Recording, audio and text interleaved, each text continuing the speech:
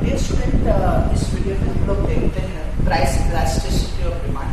इसके पहले वाले वीडियो में हम लोगों ने डिस्कस किया था income elasticity of demand. Actual में टोटल 3 टाइप्स होते हैं यहाँ पे इलास्टिसिटी ऑफ डिमांड के अपने सिलेबस में इस वजह से। पहला आपका income elasticity of demand, second price elasticity of demand, third cross elasticity of demand. तो हम वेरी इंपॉर्टेंट पार्ट पढ़ने जा रहे हैं इस टॉपिक का, प्राइस इलास्टिसिटी ऑफ डिमांड। अच्छा, प्राइस इलास्टिसिटी ऑफ डिमांड है क्या student? It refers to expansion and contraction. अगर मैं शॉर्ट में बताऊं, this concept is given by doctor Alfred Marshall. ठीक है, यस, अल्फ्रेड मार्शल ने ये कंसेप्ट को डेवलप किया है। ठीक है, ओके। अब यहाँ पे क्या करें? It refers to expansion. Expansion that means to expand, expansion or contractions in quantity supply, quantity demand due to given change in price। ठीक है, तो यहाँ पे क्या हुआ? Yes, price elasticity of demand का ये मतलब हुआ refers to expansion and contraction. Expansion का मतलब टू एक्सपांड, बढ़ जाना, कॉन्ट्रैक्शन का मतलब घट जाना। ठीक है, तो expansion and contraction in quantity demand due to given change in price. मतलब प्राइस में चेंज होने के कारण या तो आपकी डिमांड बढ़ जाएगी और या तो आपकी डिमांड घट जाएगी। तो उसी बढ़ने और घटने को हम कहते हैं प्राइस इलास्टिसिटी ऑफ डिमांड। ठीक है, अच्छा, इसका और एक मिनी निकल के आता है। ठीक है, यहाँ पे अल्फ्रेड मार्शल ने एक और डेफिनेशन इसका दिया है कि price elasticity of demand refers to degree of responsiveness. Degree मतलब कितनी क्वांटिटी की आप रिस्पॉन्स करते हैं, कितनी क्वांटिटी की मांग होती है। तो degree of responsiveness of quantity demand, of a quantity demand due to given change in price. ठीक है, मतलब प्राइस में चेंज होने के कारण डिमांड में क्या रिस्पॉन्स आता है, प्राइस में चेंज होने के कारण डिमांड पर क्या रिस्पॉन्स पड़ता है। रिस्पॉन्स पड़ने का मतलब या तो ज्यादा डिमांड होगा और या तो कम डिमांड होगा, वही उसी को हम कहते हैं रिस्पॉन्स। ठीक है, तो it refers to degree of responsiveness of a quantity demand due to given change in price. ठीक है, that is called price elasticity of demand. ठीक है, अब प्राइस इलास्टिसिटी ऑफ डिमांड को हम कैलकुलेट कैसे करेंगे स्टूडेंट? ठीक है, तो यहाँ पे price elasticity of demand is denoted by ED, by this sign ED. Yes, it refers to percentage change, percentage change in quantity demand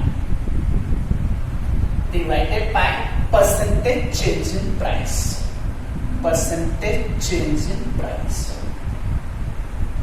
तो ये फॉर्मूला बन गया स्टूडेंट। ठीक है, elasticity of demand is equals to percentage change in quantity demand divided by percentage change in price। ठीक है, कितना percent quantity demand में चेंज हुआ। अगर मैं ठीक है मैथमेटिकली इसको एक्सप्रेस करूं, ठीक है, यस, तो इसको हम ऐसे एक्सप्रेस करेंगे, परसेंटेज चेंज को एक्सप्रेस करते मैथ्स में डेल्टा से, percentage change in quantity demand divided by percentage change in price. ठीक है, तो अगर हम लोग इसको एक्सप्रेस करते मैथमेटिकली, तो ED that means elasticity of demand is equals to percentage change in quantity demand divided by percentage change in price. ठीक है, अच्छा, इसको और हम लोग ठीक है मैथमेटिकली कैसे एक्सप्रेस कर सकते हैं? Percentage change in quantity demand, कितना क्वांटिटी डिमांड में चेंज हुआ, तो that is called change in quantity demand divided bye original quantity demand multiply by 100। अब ये फॉर्मूले से आपको ये मिलेगा कि कितना परसेंट का चेंज हुआ quantity demand, that is called change in quantity demand. जैसे पहले आप 10 किलो का डिमांड करते थे, अब आपकी डिमांड 12 किलो की है, तो चेंज इन क्वांटिटी डिमांड हुआ 2 किलो। ठीक है, तो change in quantity demand that is 2 kg divided by original quantity demand that is 10 kg multiply by 100, तो रिजल्ट विल बी 20%। ठीक है, रिजल्ट विल बी 20%। तो इससे अपने को मिलेगा percentage change in quantity demand divided bye yes change in price upon original price multiply by 100। अब इससे आपको क्या मिलेगा? इससे मिलेगा परसेंटेज चेंज इन प्राइस। जैसे पहले प्राइस सपोज 20 रुपीज था, 20 रुपीज का प्राइस था, अब प्राइस 30 रुपीज हो गया। तो कितना चेंज हुआ प्राइस में, 10 रुपीज का चेंज हुआ, तो 10 divided by original price 20 multiply by 100, ठीक है, तो रिजल्ट विल बी 50%, ठीक है। तो यहाँ पे क्या करा, ठीक है, 20% डिवाइडेड बाय 50%, तो कैसे इलास्टिसिटी ऑफ डिमांड कैलकुलेट करेंगे, percentage change in quantity demand is 20% divided by percentage change in price is 50%। अरे ठीक है, तो elasticity of demand is equals to percentage cancel, 0 cancel, 2/5 that means 0.4, ठीक है, तो 0.4 will be the elasticity of demand, ठीक है। तो इलास्टिसिटी ऑफ डिमांड कैलकुलेट ही ऐसे करते हैं, ठीक है, yes, percentage change in quantity demand upon percentage change in price, ठीक है। अब ये फॉर्मूले को हम लोग थोड़ा सिंप्लीफाइड करेंगे, 100 कैंसिल हो रहा है, तो elasticity of demand is equals to yes delta Q upon Q, yes, ठीक है, दिस इज डिवाइडेड को एक्सप्रेस करेंगे like this, delta P upon P C, okay. तो elasticity of demand is equals to delta Q upon Q. अब ये divide को हम लोग मल्टीप्लाई में बदलेंगे तो टर्मिनेशन हो जाएगा, पी ऊपर जाएगा और डेल्टा पी नीचे आएगा, ठीक है। तो ये फॉर्मूला बनता है, ठीक है, इलास्टिसिटी ऑफ डिमांड का mathematical formula, where ED is equals to elasticity of demand, delta Q is equals to change in quantity demand, Q का मतलब original quantity demand, P here that means price, yes, delta P का मतलब change in price, ठीक है। तो ये formula होता है इलास्टिसिटी ऑफ डिमांड का, ठीक है। तो यहाँ पे क्या करेंगे स्टूडेंट, क्या होता है elasticity of demand, elasticity of demand refers to expansion and contraction in quantity demand due to given change in price, ठीक है। प्राइस में चेंज होने के कारण या तो आपका, ठीक है, यस, डिमांड एक्सपांड होगा और या तो कॉन्ट्रैक्ट होगा, दैट मींस या तो आपका डिमांड बढ़ेगा या तो घटेगा, ठीक है। अच्छा, मैंने क्या कहा, price elasticity of demand, dear student, price elasticity of demand is either is equals to 0 भी होता है, price elasticity of demand is equals to 1 भी होता है, price elasticity of demand is less than 1 से भी छोटा होगा, and price elasticity of demand is greater than 1, ठीक है।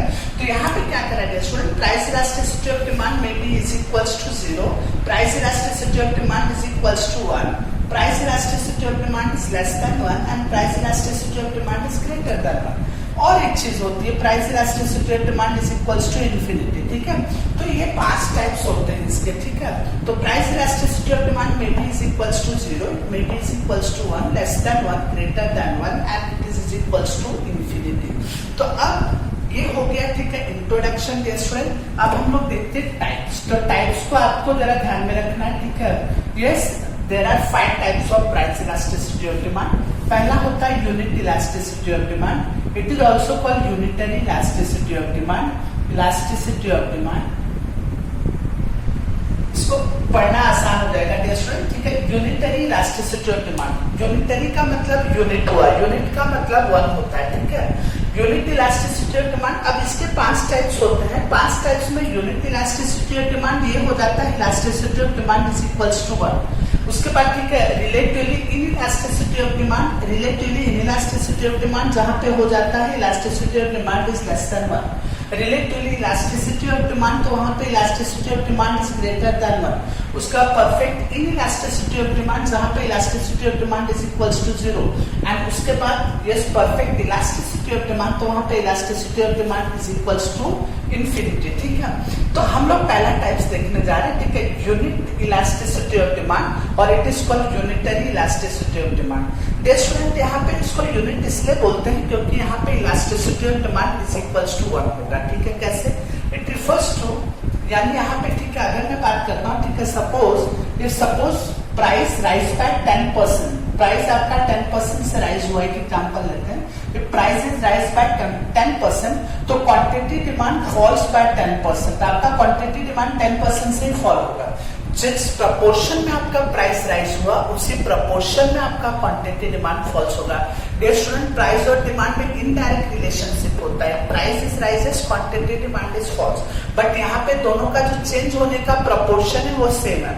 Price rise by 10%, immediately demand falls by 10%, demand reduce हुआ 10% से, तो इलास्टिसिटी ऑफ डिमांड यहाँ पे क्या हो जाएगा, elasticity of demand is equals to percentage change in quantity demand 10% upon percentage change in price 10%, 10% cancel, आ गया 1 आ गया, तो here it is called elasticity of demand is equals to 1। अरे ठीक है, तो यहाँ पे क्या करेंगे student, unit elasticity of demand में क्या होगा कि प्राइस और क्वांटिटी डिमांड दोनों सेम प्रोपोर्शन में चेंज होंगे, ठीक है, सेम प्रोपोर्शन में चेंज होंगे, therefore elasticity of demand is equals to 1।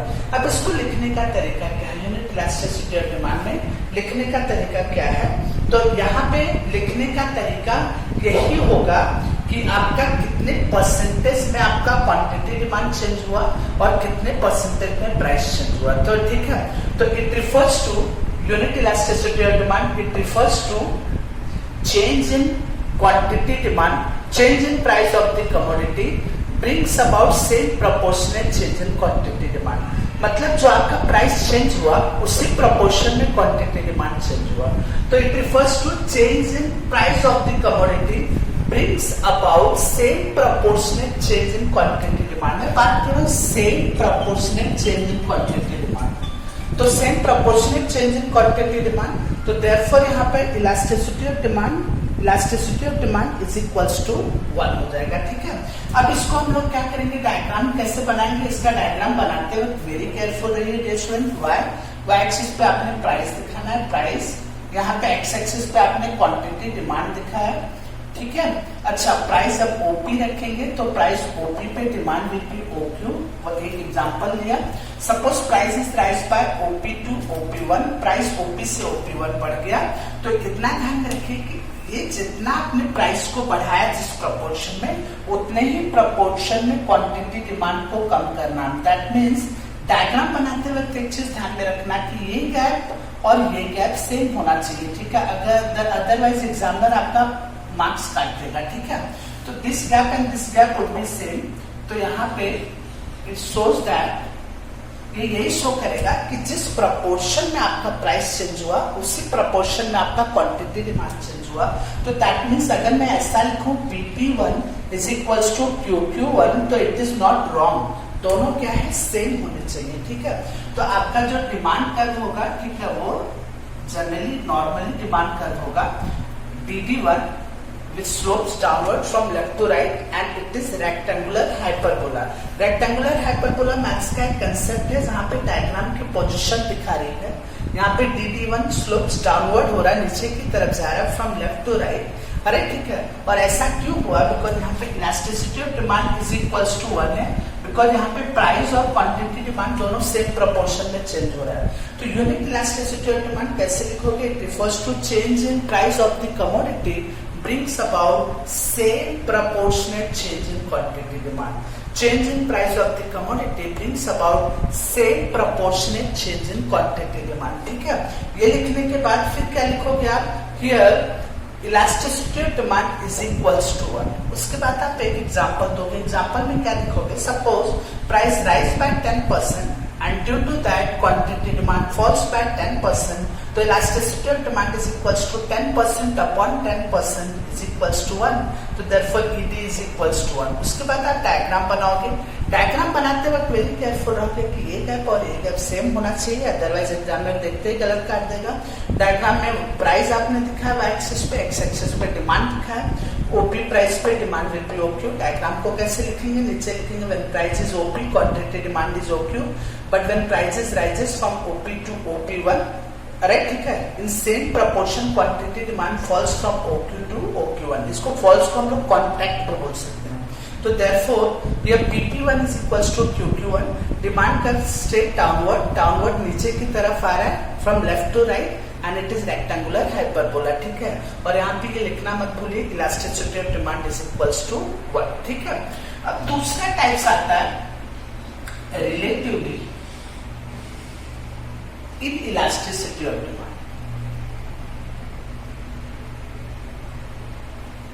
Student, ठीक है, relatively inelasticity of demand, यहाँ पे प्राइस की तुलना में आपका डिमांड ना इन इलास्टिक होगा, मतलब चेंज तो होगा बट एकदम ना के बराबर। तो मैं लिखने का तरीका सेम स्टूडेंट को यहाँ पे बताता हूँ। यहाँ पे मैंने क्या बताया, change in price of the commodity brings about same proportionate change in quantity demand. और यहाँ पे मैं स्टूडेंट को लिखने का तरीका ये बताता हूँ, change in price of the commodity brings about less than proportionate change in quantity demand. Statement दोनों में सेम लिखा, खाली मैंने यहाँ पे लिखा same proportionate change in quantity demand, और यहाँ पे मैंने बताया less than proportionate change in quantity demand. तो यहाँ पे कैसे लिखेंगे, change in price of the commodity brings about less than proportionate change in quantity demand. यहाँ पे डियर स्टूडेंट मतलब ये हुआ कि डिमांड चेंज होता है लेकिन ना के बराबर। ना के बराबर क्यों, प्राइस बहुत ज्यादा चेंज होगा, उसके कंपेयर में डिमांड बहुत कम चेंज होता है, ठीक है। तो यहाँ पे क्या करा है, सपोज एक एग्जांपल लेते हैं, elasticity of demand is equals to, suppose यहाँ पे dear student price rise by 50%, price 50% से राइज हो गया, that is called percentage change in price is 50%, और उसके कारण डिमांड खाली 10% फॉल्स हुआ। प्राइस बहुत ज्यादा चेंज हुआ बट उसके कारण डिमांड खाली 10% ही फॉल्स हुआ, ठीक है। तो यहाँ पे अगर आप प्रोपोर्शन निकाले तो 1/5 दैट मींस 0.2, 5 2 10, ठीक है। तो 0.2 is less than 1 dear student, 0.2 1 से कम है, तो therefore here it is written as elasticity of demand is less than 1, 1 से कम होता है, ठीक है। तो इलास्टिसिटी यहाँ पे मैंने क्या एग्जांपल लिया, suppose price is rise by 50% and due to that demand falls by 10%, तो 10% upon 50% is equals to 1/5, yes ठीक है, is equals to 0.2 which is less than 1, 1 से छोटा है।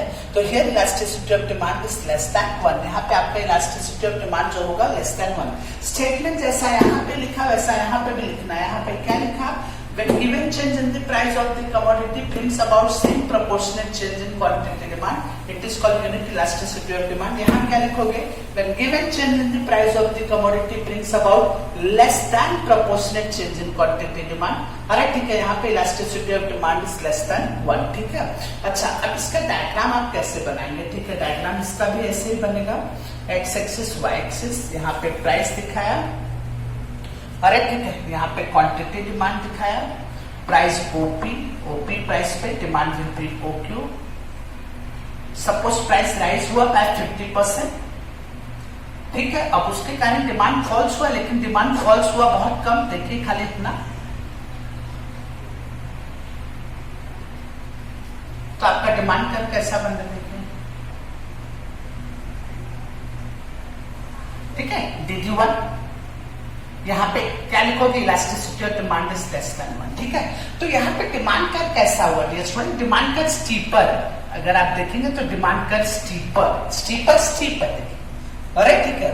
तो यहाँ पे क्या करा है, यहाँ पे कैसे डायग्राम, सबसे पहले क्या लिखना है, yes relatively inelasticity of demand में the given change in the price of the commodity brings about less than proportionate change in quantity demand। यहाँ क्या लिखा, when given change in the price of the commodity brings about same proportionate change in quantity demand, same यहाँ पे same, यहाँ पे less than, ठीक है।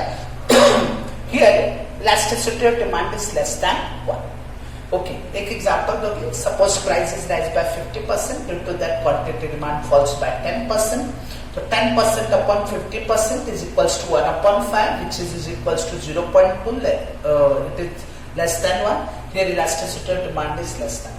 Diagram बना दिया, डायग्राम बनाते वक्त ये बहुत ज्यादा चेंज करना है और क्वांटिटी डिमांड बहुत कम चेंज करना है। देखो प्राइस 50% से चेंज हुआ, उसके अगेंस्ट में डिमांड खाली 10% से चेंज हुआ। तो यहाँ पे क्या करना है, when price is OP, quantity demand is OQ, diagram को लिखना है। when price is rises from OP to OP1, quantity demand falls from OQ to OQ1 in less proportion, ठीक है।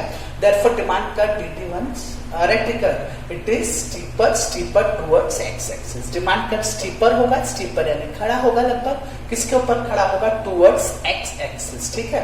तो ये हम लोग ने पढ़ा यूनिट इलास्टिसिटी ऑफ डिमांड, ये हमने पढ़ा रिलेटिवली इनइलास्टिसिटी ऑफ डिमांड। अब इसी के साथ हम लोग ले लेते हैं रिलेटिवली इलास्टिसिटी ऑफ डिमांड। तो रिलेटिवली इलास्टिसिटी ऑफ डिमांड में आपको क्या लिखना है, ठीक है, कैसे लिखना है, यस ठीक है। यहाँ पे एग्जांपल्स लेते हैं, third type relatively elasticity of demand, ठीक है स्टूडेंट। अच्छा, यहाँ पे हम लोग ने लिखा relatively inelasticity of demand, यहाँ पे हम लोग लिखने जा रहे हैं relatively elasticity of demand.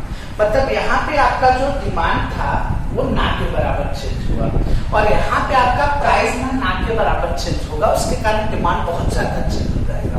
Relatively elasticity of demand, ये जनरली होता है लग्जरीज आइटम के केस में। लग्जरीज आइटम में प्राइस में थोड़ा सा भी चेंजेस हो तो उसके कारण डिमांड बहुत ज्यादा चेंज हो जाती है, ठीक है। तो रिलेटिवली इलास्टिसिटी ऑफ डिमांड, यहाँ पे क्या लिखना है, यहाँ पे क्या लिखा आपने, when given change in the price of the commodity brings about same proportionate change in quantity demand, यहाँ पे क्या लिखा आपने, when given change in the price of the commodity brings about less than proportionate change in quantity demand, यहाँ पे क्या लिखोगे आप, when given change in the price of the commodity brings about more than proportionate change in quantity demand, बस यहाँ पे एक word आ गया more than। मोर देन का मतलब आपके प्राइस से ज्यादा प्रोपोर्शन में आपका डिमांड चेंज होगा, प्राइस थोड़ा सा चेंज होगा उसके कारण डिमांड बहुत ज्यादा चेंज हो जाएगा, ठीक है। तो क्या लिखोगे, when given change in the price of the commodity brings about more than proportionate change in quantity demand is called relatively elasticity of demand। अरे ठीक है, अब यहाँ पे भी वही एग्जांपल तो लेना पड़ेगा। अब एग्जांपल कैसे लोगे, suppose elasticity of demand is equals to, formula क्या लिखा आपने, percentage change in quantity demand. Suppose price is rise by 10%, price खाली 10% से राइज हुआ, प्राइस खाली 10% से राइज हुआ या फॉल हुआ, जो भी एग्जांपल आप ले लो, उसके कारण डिमांड 50% से फॉल हो गया, ठीक है। मतलब प्राइस कितना राइज हुआ, ओनली 10%, बट उसके कारण डिमांड फॉल्स हो गया बाय 50%, ठीक है। यस, तो अब यहाँ पे डेसिमल 0 कैंसिल, ठीक है। 5.1 is equals to 5 and 5 is always greater than 1, dear student, ठीक है। तो here elasticity of demand is greater than 1, see।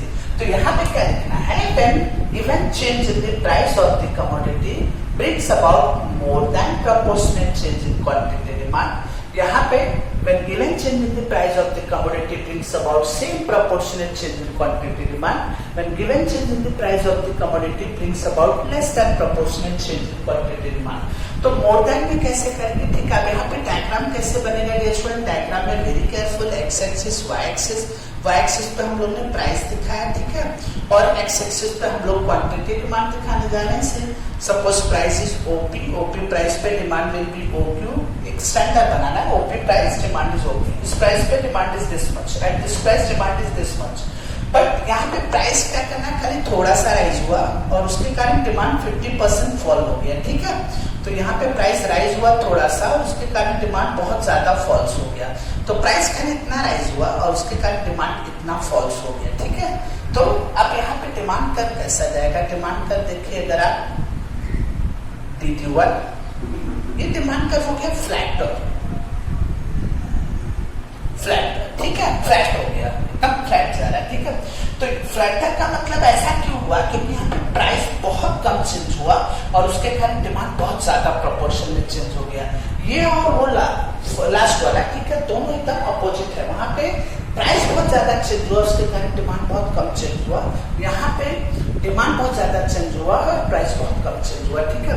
तो यहाँ पे लिख सकते हैं elasticity of demand is greater than 1। एक बार इसको रिवाइज करते हैं, क्या लिखोगे, when given change in the price of the commodity brings about more than proportionate change in quantity demand, it is called relative elasticity of demand। Here elasticity of demand greater than 0, greater than 1। Alright, ठीक है, example में क्या लिया, suppose price is rise by 10%, due to that demand falls by 50%, 50% upon 10% is equals to 5, and 5 is always greater than 1, तो here elasticity of demand is greater than 1। ये diagram बना, diagram में when price is OP, diagram के नीचे लिखोगे when price is OP, quantity demand is OQ, but suppose price is rise by OP to OP1, quantity demand falls by OQ to OQ1, ठीक है। Therefore demand of DD1 slopes downward and it is flatter towards x-axis, ठीक है। तो तीनों type निकल गए हैं, यहाँ पे सेम प्रोपोर्शनेट चेंज, यहाँ पे लेस देन प्रोपोर्शनेट चेंज, यहाँ पे मोर देन प्रोपोर्शनेट चेंज। यहाँ पे demand curve is rectangular hyperbola, यहाँ पे student demand curve is steeper towards x axis, demand curve is flatter towards x axis, ठीक है।